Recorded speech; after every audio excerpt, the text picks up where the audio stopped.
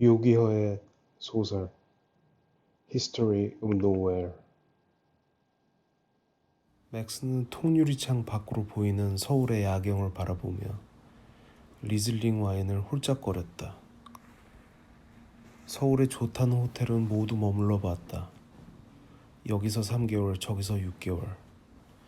그러다가 이 호텔에 자리를 잡게 된 것이 3년 전이었다. 이제 상대적으로 오래된 곳에 속하는 만큼 더 이상 최고의 시설을 자랑하진 못했지만 자리를 일찍 잡아 위치가 좋고 무엇보다 강남이 한눈에 내려다 보이는 것이 마치 자신의 감시 대상들을 육안으로도 볼 수 있을 것 같은 생각이 들도록 하는 매력이 있었던 것이다. 뒤를 돌아 자신의 집, 그러니까 작은 호텔 스위트룸의 응접실을 바라보며 한숨을 쉬었다. 잠시 침실에 설치된 모니터에서 떠나 있는 것이 좀 불안하긴 했지만 3개월을 기다려도 아무 일이 없었는데 잠깐 와인 한잔 한다고 생각하며 빈 글라스를 다시 채웠다. 작은 테이블과 그 테이블을 둘러싼 소파가 있고 60인치 TV가 매달려 있는 밑으로는 작은 바도 있었다.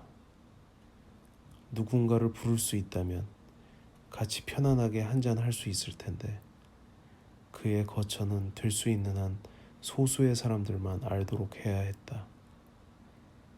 그녀처럼 그도 대부분의 시간을 그 집에서 혼자 보냈다. 오늘은 남편이 오는 날이니 지금쯤 부엌에서 음식을 하고 있겠네. 그리고는 그녀가 침실에 들어가 사랑을 나눌 것을 생각하니 갑자기 외로움이 몰려왔다. 어쨌든 곧 감시 대상이 귀가할 것이므로 그는 다시 침실에 들어가 대형 모니터 앞에 앉았다. 부부 침실을 보니 이불도 덮지 않고 옷도 벗지 않은 채 두 남녀가 엉켜 있었다. 사람 참 되게 급했나 보네 하며 슬며시 그의 입꼬리가 올라갔다. 근데 이상하게 감시 대상이 지난주에 비해 눈에 띄게 날씬해진 것 같다는 생각이 들었을 때 갑자기 남자가 엎어져 있는 여자 위에 앉아 여자의 목을 조르기 시작했다. 여자는 잠깐 동안 격렬하게 저항하는 듯 하다가 이내 축 늘어졌다. 이런. 맥스는 주변에 자신의 비명소리를 들을 사람도 없는데 습관 때문인지 손으로 입을 막았다. 남자는 잠시 여자의 시체 위에 망연하게 앉아있다가 침대 옆에 서서 바지를 올렸다. 그리고 시체를 내려 침대 밑으로 밀어 넣었다. 그때였다. 화면 속에서 갑자기 감시 대상이 들어왔고 그의 손에는 금속성의 물체가 들려 있었다. 잠시 후 상황이 벌어졌고 맥스는 그걸 본 자신의 눈을 믿을 수가 없었다. 뭔가에 홀린 것처럼 전화기를 들어 제이슨에게 걸고 벨이 2번 울린 후 끊었다. What? 언제나처럼 바로 콜백이 왔다. 감시 대상의 집에서 2번의 살인이 있었네. 그의 부인은 교살당했고 범인은 감시 대상의 총에 맞았고 파티장에 있는 듯한 제이슨은 뭔가 마시다가 뿜는 것 같았다. 1, 2분 지났을까? 그는 자신을 추스리고 말했다. 지금 즉시 만나야겠어. Turn on the TV. 30분 후 두 사람은 맥스의 호텔방에서 만났다. 맥스에게 브리핑을 받기는 했지만 제이슨은 여전히 자기가 보고 듣는 것을 믿을 수 없었다. 오늘 서울 대치동에서 살인사건이 있었습니다.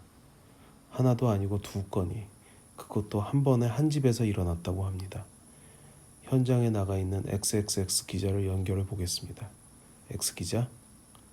기자는 현장에서 체포된 용수연 씨가 유명 방산업체 CEO로 사람을 죽인 것은 시인하면서도 사망한 리형철 씨가 집에 침입해서 아내인 황수진 씨를 죽이고 자신의 목숨까지 뺏으려 해서 그렇게 할 수밖에 없었다며 정당방위를 주장하고 있다고 보도했다. 그리고 주변 반응도 전했다. 네, 지금 주민들은 모두 충격에 빠져 있습니다. 피해자 황 씨는 조용한 성격으로 평소에 이웃들과 교류가 거의 없었다고 합니다. 용 씨가 황 씨의 살인범이라 주장하는 리 씨는 인근 헬스클럽의 코치로. TV 볼륨을 낮추고 제이슨이 말했다. 이 사건에 대해 CIA 본부와 연락해야 되겠네. And? 맥스는 그 후에 어떤 일이 벌어질지 물었다. 나도 모르겠어. 내가 결정할 수 있는 문제가 아니야. 위의 지시를 기다려야지. 맥시밀리안 커츠, 독일인, 파독 한국인 광부와 간호사 사이에서 태어난 그의 외모는 당연히 완벽한 한국인이었지만 사실 한국어, 독어, 영어를 완벽하게 구사하는 외국인이었다. 아버지가 구씨였는데 독일인으로 귀화하면서 발음이 비슷한 컬츠로 성을 바꿨다고 했다. 그의 링크드인 프로필에는 슈나이더 전기 출신의 독립 컨설턴트로 에너지 및 환경 전문가로 되어 있지만 그가 남산 하얏트 호텔의 이그제큐티브 스윗에 살면서 한국의 상류층 생활을 유지할 수 있는 수입원은 컨설팅이 아닌 다른 곳에 있었다.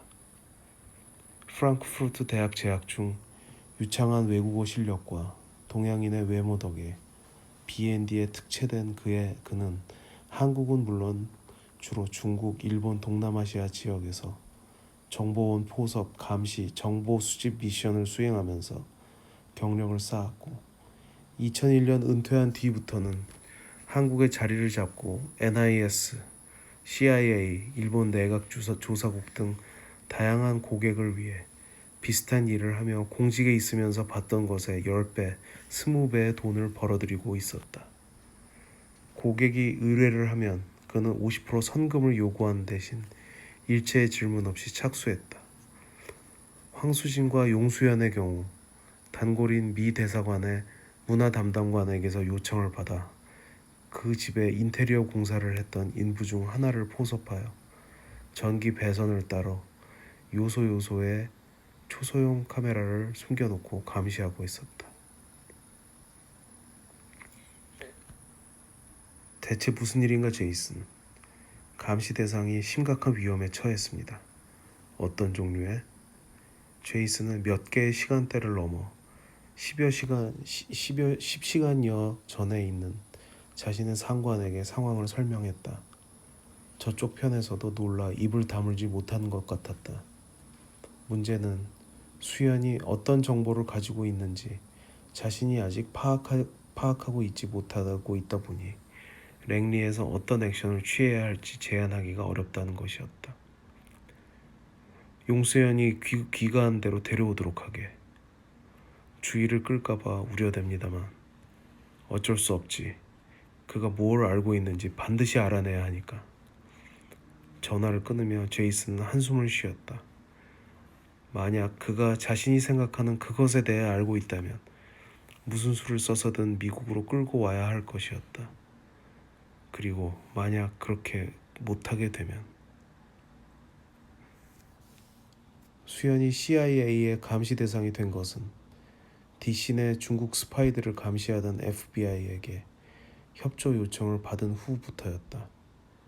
항상 그렇듯이 자세한 사항을 공유받지는 못했지만 워싱턴 정가의 깊숙이 침투해 있는 한 네트워크의 핵심 요원을 오랜 기간 감시해 왔는데 3개월 전쯤 처음으로 그녀와 수연과의 접선 현장을 포착했다는 것이었다.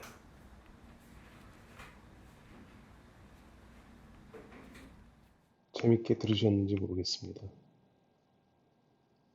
요기허의 소설은 예스24에서 구매하실 수 있습니다. 감사합니다.